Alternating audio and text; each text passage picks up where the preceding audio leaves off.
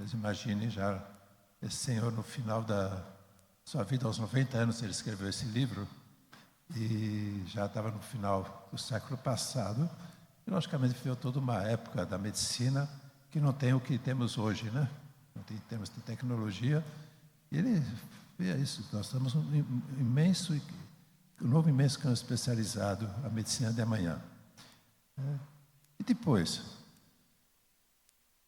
haverá maior competência e mais ampla capacidade de ação da medicina e do médico, mas com essa competência, essa maturidade, virá uma maior responsabilidade nossa perante os que sofrem e confiam em nós. Interessante, a terceira conclusão realmente justifica o título do livro, né? A didática humanista de um professor de medicina, de um clínico na área da cardiologia, e que fez parte da primeira equipe que fez o transplante de coração lá no Sol das Quinas, o primeiro no Brasil. Então, aqui ele fala de posição respeitável e respeitada. A medicina tem que voltar a essa posição. E isso cabe aos médicos. Fazer que a medicina seja uma ciência respeitável e respeitada e não apenas um meio de viver aquilo que outros decidem que se deve viver. Depois, lógico, cada vez que a gente vai encontrando diante do imenso campo do progresso científico, a gente tem que saber que, além da competência e maturidade, maior responsabilidade perante as pessoas que sofrem e confiam. E por que eu introduzo isso? Porque a doutrina social da Igreja não é simplesmente princípios, partem justamente dessa realidade. Quanto mais conhecimento, mais respeito deve-se ter da medicina, fazer a medicina ser mais respeitada e mais responsabilidade com as pessoas que nos são confiadas. Porque essas pessoas têm uma dignidade intrínseca, inerente. Porque o princípio fundamental da doutrina social da Igreja é justamente isso. Pode-se dizer que é o coração da doutrina social da Igreja. O ser humano nunca é um caso, e tampouco um número, mas sim uma pessoa que na sua realidade humana possui uma dignidade que deve ser reconhecida e jamais concedida. No dia 27 de abril de 2024, o Dicastério da Doutrina da Fé, a pedido do Papa Francisco, publicou um documento cujo título justamente é esse: Dignidade Infinita. E diz que toda pessoa humana, independentemente de suas condições, ela tem um valor que lhe é próprio, que ninguém concedeu, que ninguém promulgou, que ninguém pode retirar esse valor. Que é justamente o que ele, numa linguagem mais específica, né? Dignidade ontológica. Ou seja, pelo simples fato de ser humano, ele é digno. E essa dignidade ontológica tem que ser manifestada na dignidade social, existencial e moral. Ou seja, aquilo que eu sou tem que ser manifestado naquilo que eu faço, onde eu existo e no meu comportamento. Então, a doutrina social da Igreja, né, parte justamente dessa visão. Ver a pessoa como alguém, não como algo, e muito menos como um case, e tampouco como um número, né? As estatísticas são orientativas, nunca definem a pessoa. Nunca definem. E essa raiz, esse DNA da doutrina social da Igreja está numa das cartas mais curtas e mais significativas de São Paulo.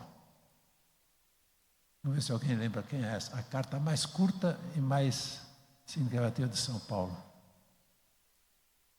Carta a Filemon,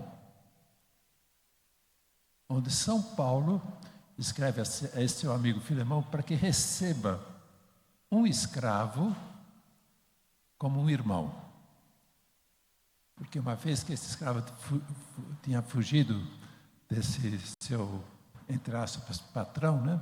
Desse seu dono, e foi para Roma, e ali encontrou-se com Paulo, e Paulo começou a evangelizar essa pessoa, se converteu, e Paulo, dentro do sistema social da época, devolveu aquela pessoa a Filemão.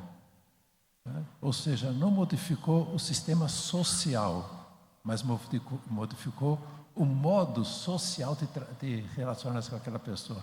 Não mais como escravo, mas sim como o irmão.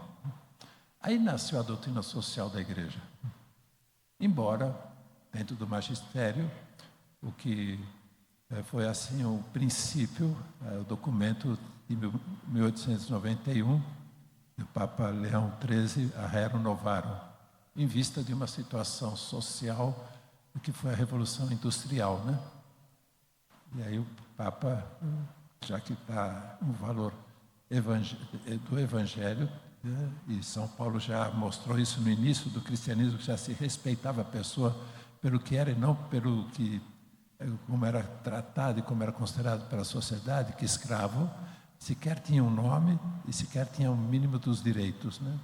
Era algo, mas não alguém.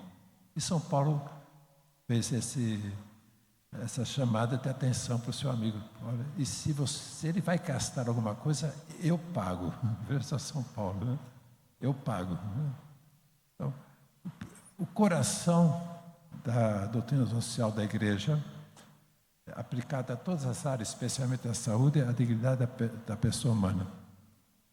Isso traz uma consequência que toda ação social de alguém deve reverter para o bem de todos. É o bem comum. Né? O bem comum, que é o menos comum dos bens atuais. Né? Que é todas as instituições, desde a família, que é uma instituição natural, até as instituições que são criadas ao longo dos séculos, né, elas devem estar sempre a serviço de todos. Criar condições para que todos tenham uma vida digna, né, reconhecendo na sua dignidade ontológica, depois na dignidade social, existencial e moral, né? E aqui vou pôr um exemplo que eu já anunciei a Petit Comité, um exemplo chocante que existe aqui no Brasil. No Brasil existem campos de concentração. Onde tem câmaras de gás. Onde há 85 mil brasileiros a menos 160 graus e nitrogênio líquido. Dados do Congresso Nacional de Reprodução Assistida de dezembro de 2022.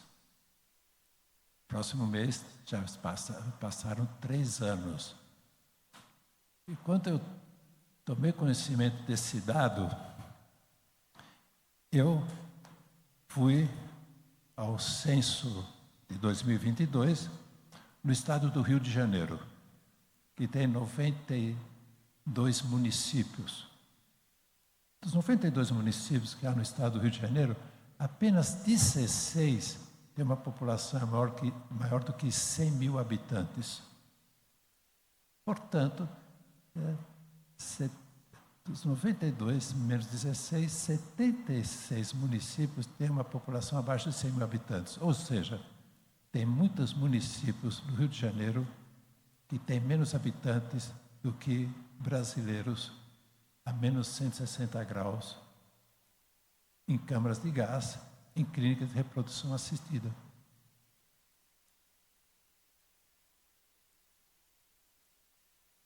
É verdade que chamam de embriões.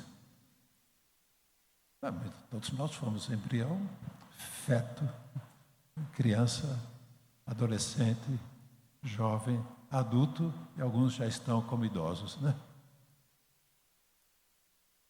As nossas faixas etárias realmente têm uma denominação, mas a denominação não pode ocultar a nossa identidade, ser uma pessoa digna.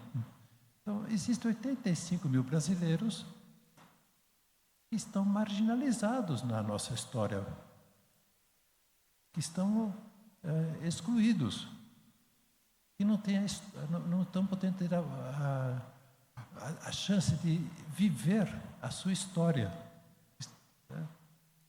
E nunca se sabe, ao serem descongelados para possíveis transferências, se realmente estão viáveis ou não estão viáveis, né?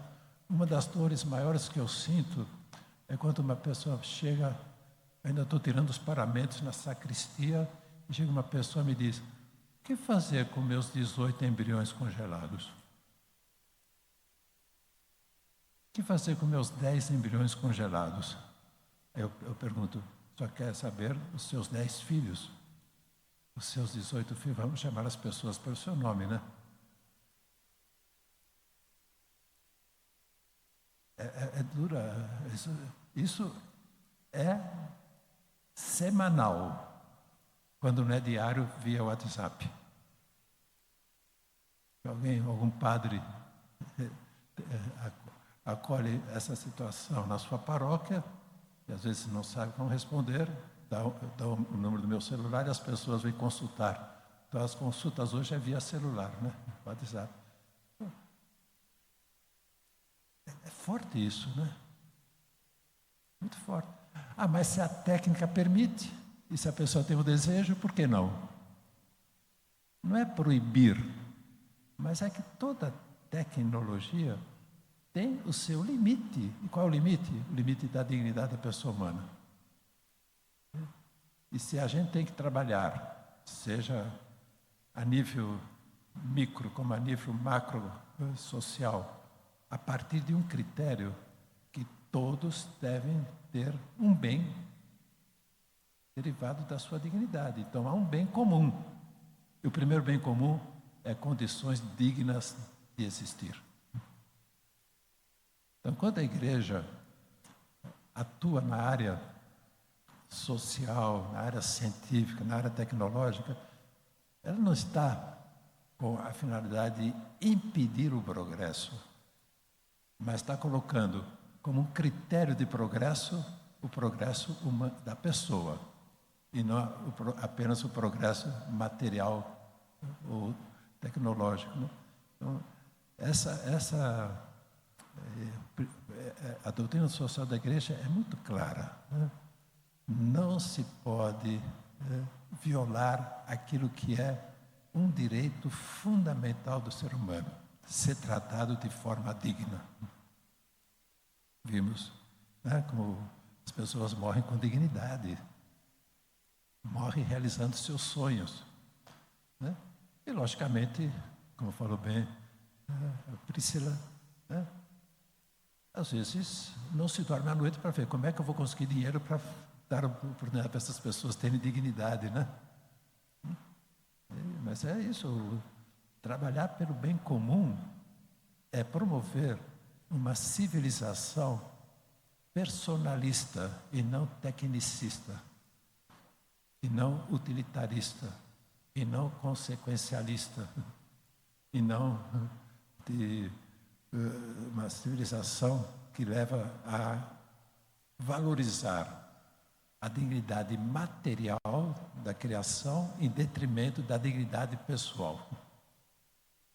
Porque hoje é mais difícil você tirar uma árvore sem permissão do IBAMA do que você cuidar de uma criança em gestação. Essa você pode descartar, mas uma árvore é dificílimo, né?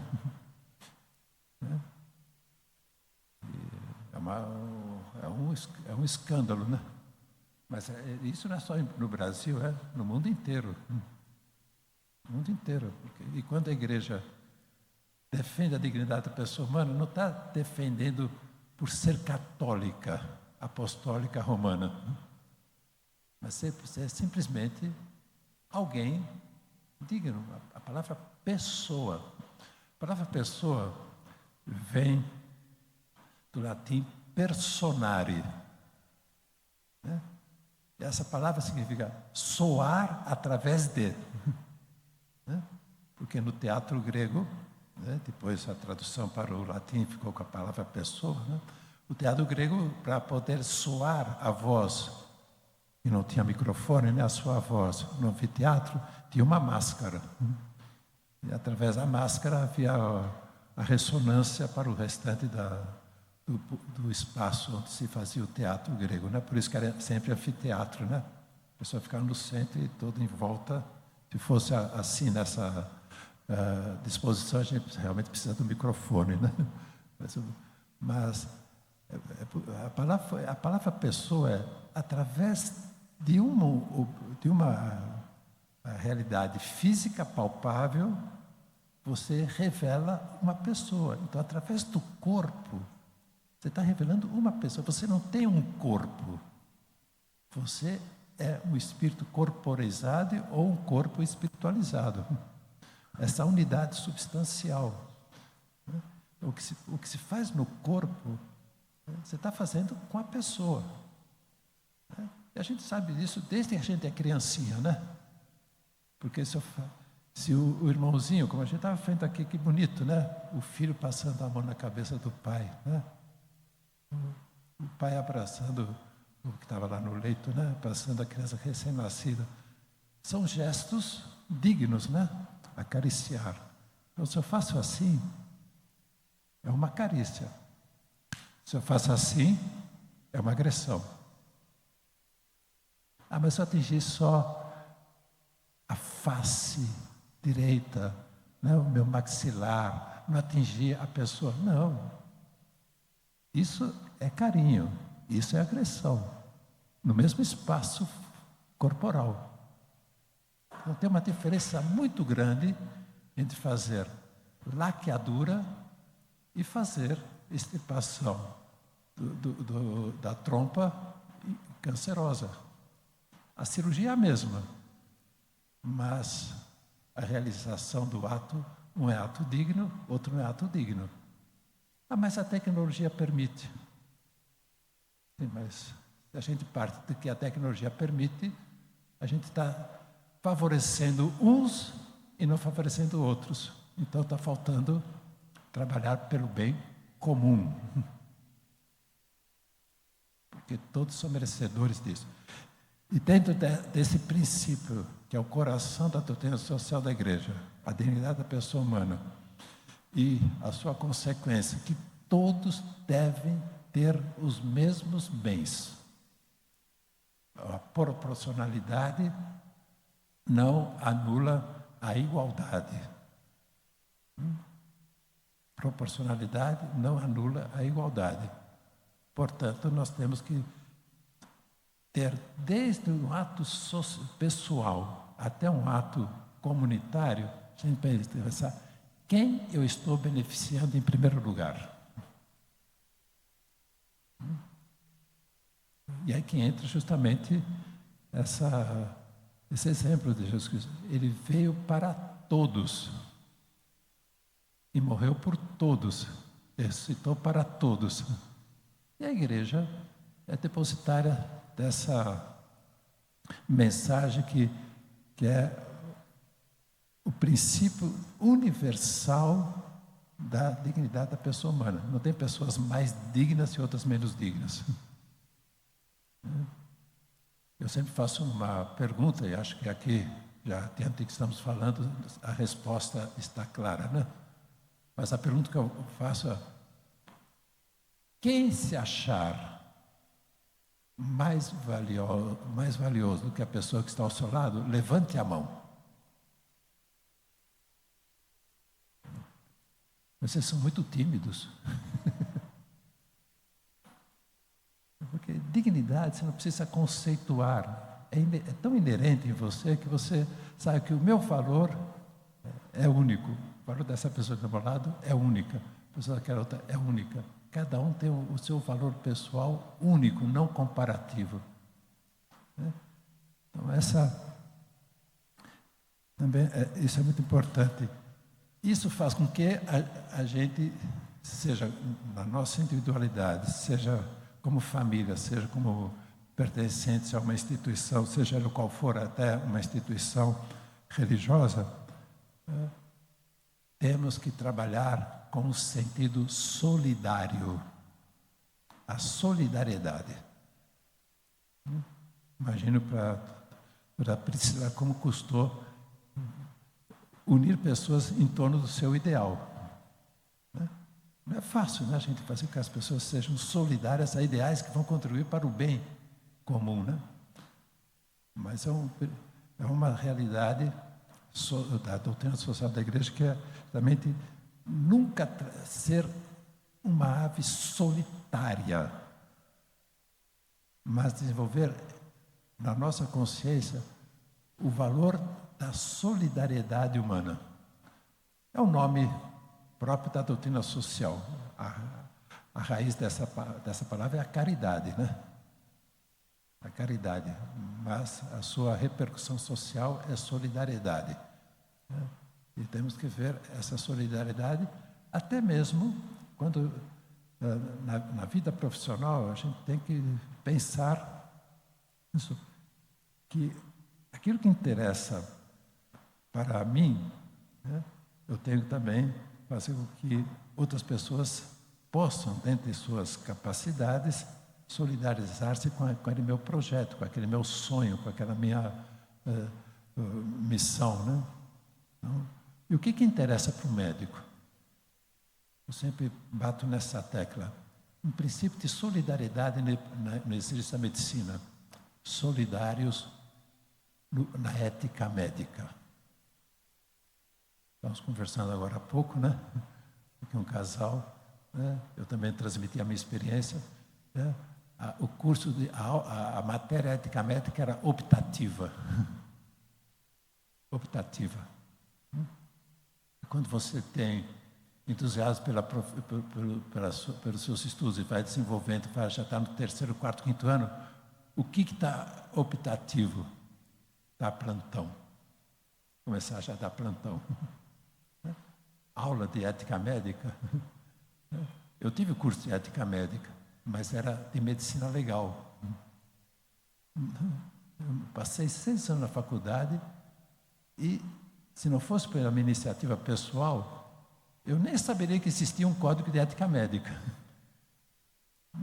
Então, tem que existir uma solidariedade muito importante hoje na formação contínua do médico, não só a formação acadêmica.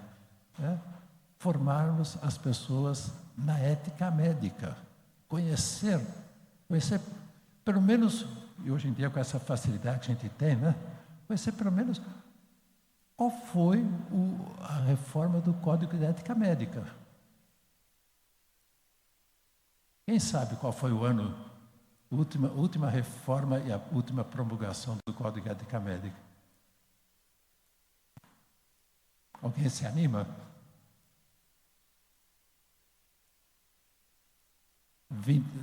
Abril de 2019. Tem 6 aninhos esse Código de Ética Médica. Que claro que o Código de Ética Médica tem que basear-se na ética natural. Não precisa basear-se na ética cristã. Embora a ética cristã, né, abrace a ética natural e inspira também a confecção de códigos de deontologia profissional, né? Mas é preciso também, olha uma questão de solidariedade. Formar os médicos, estudantes de medicina. E aí parte da iniciativa de cada um de nós. Formar as pessoas, pelo menos, que saibam que existe um código de ética médica e conheçam os princípios fundamentais. Entre os quais eu destaco o princípio número 7. O médico é livre no exercício da sua profissão. E não pode sofrer coação de nenhum gênero, porque isso vai contra a sua dignidade humana. Além disso, também implica na sua dignidade profissional. Então, não pode vir de uma assistência social dizer o que eu devo fazer na gravidez de uma criança estuprada. Nem tampouco o Estatuto da Criança e Adolescente, porque é um estatuto. Assim, o estatuto está na Constituição. Não me cabe ao STF dizer se pode ou não pode fazer assistolia fetal. Que o Conselho Federal de Medicina proibiu a assistolia fetal. Assim como o Conselho Federal de Veterinária. Proibido fazer assistolia fetal em animal. Mas aí um partido político que fala que trabalha pelo bem do comum, especialmente pelo bem dos pobres, né?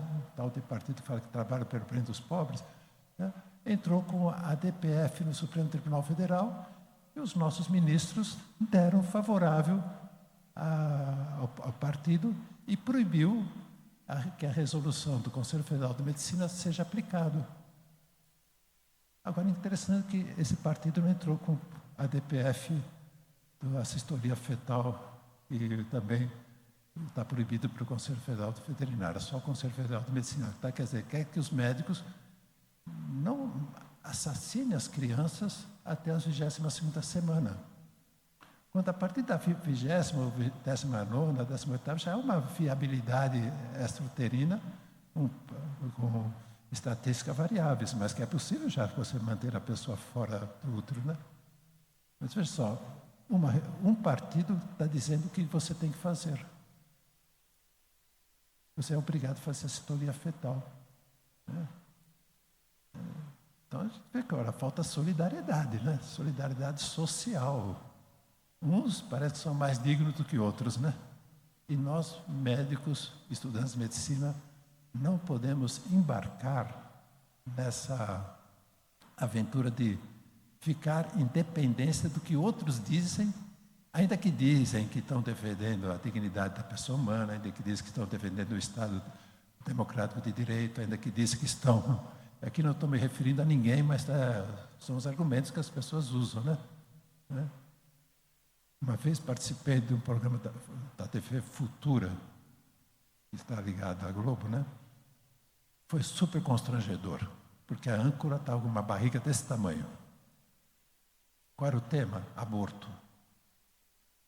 E a âncora fazendo pergunta sobre se pode ou não pode matar a criança, e ela com a barriga desse tamanho, era super constrangedor. Estava sentado ao lado dela, ia ver se eu captava alguma coisinha das expressões dela, né? Mas ela mantinha assim um distanciamento bem grande. Então estava novamente essa ONG Católico Direito de Decidir, a antropóloga da UNB, da Universidade Nacional de Brasília, Débora Diniz, e eu, né? E aí defendia bem. Nós não podemos permitir que a igreja faça um retrocesso das conquistas que a mulher teve no século XX. Porque a igreja faz uma campanha contra o aborto, e essa foi uma conquista da mulher. Né? Ela tem que atuar de acordo com a sua dignidade, a sua liberdade. A mulher é digna, claro que é digna, mas o conceito de dignidade é outro conceito, né? Então eu falei com toda a minha paciência, eu falei, olha, tá bom, você só acha que a mulher tem a sua dignidade, deve ser respeitada, e ela tem o direito sobre o seu próprio corpo, então, né, pedindo licença à âncora do programa, estava lá com uma barrigona desse tamanho, Eu perguntei antes do programa quem era. Eu falei, é uma menina, né? Eu falei, então, como ela tem uma menina aí dentro, então eu vou dizer para vocês o que eu sou favorável.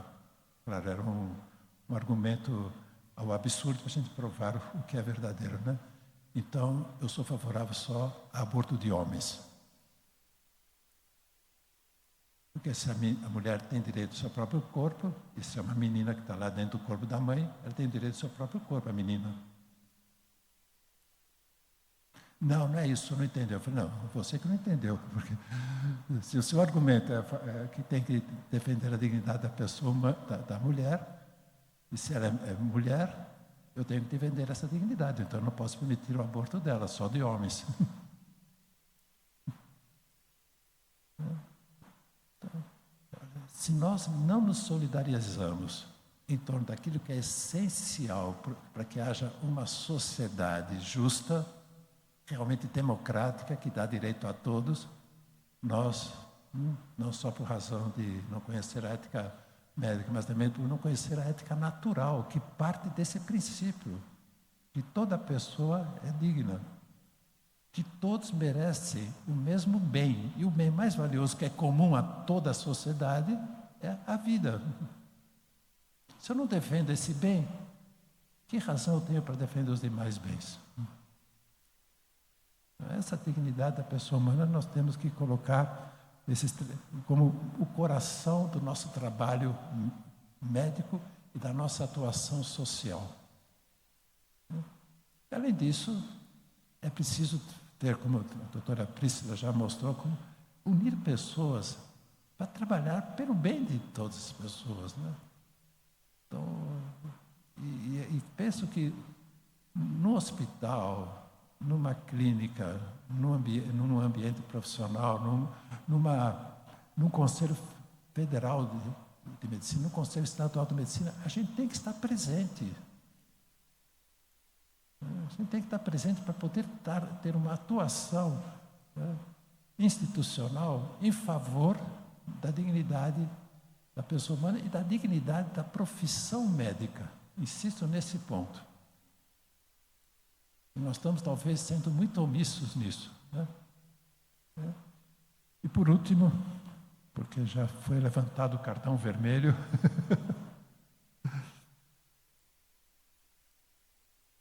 então, outro princípio claríssimo da doutrina social da Igreja, o princípio da subsidiariedade. O que quer dizer isso? Que cada pessoa e cada instituição deve fazer aquilo que é da sua competência, sem ser anulada por estruturas maiores. A mim me compete curar, aliviar ou confortar. Seja a diretoria do hospital, seja a Secretaria Municipal de Saúde, seja a Secretaria Estadual de Saúde, seja o Ministério da Saúde, as estruturas superiores devem me favorecer a minha atuação profissional e social. E não, né, atuar de forma que, em vez de me subsidiar, né, em vez de me ajudar, me impede de fazer o que de direito e de dever eu tenho que fazer. Eu tenho o direito de atender a pessoa que me procura e tenho o dever de cuidar dessa pessoa nesses 3 âmbitos da medicina: curar, aliviar ou confortar, né? Você sabe, por exemplo, o Conselho Federal de Psicologia e o Conselho Regional de Psicologia proíbe que você atenda pessoas que têm um transtorno de identidade sexual. Não, isso aqui não é o Rio de Janeiro, não, viu? Não foram foguetes, não foram tiros. Se fosse o Rio de Janeiro, alguém poderia falar tiros, não eram tiros. Não. Então, quer dizer, proíbe você atender. A pessoa te procura porque ela quer resolver o seu conflito interno, você está proibido de atender. Isso é uma intervenção. Isso é o que o Papa Francisco, o Papa Bento XVI chamava da tirania do relativismo ético. Né? É a mesma coisa quanto em outras questões. Então, é isso.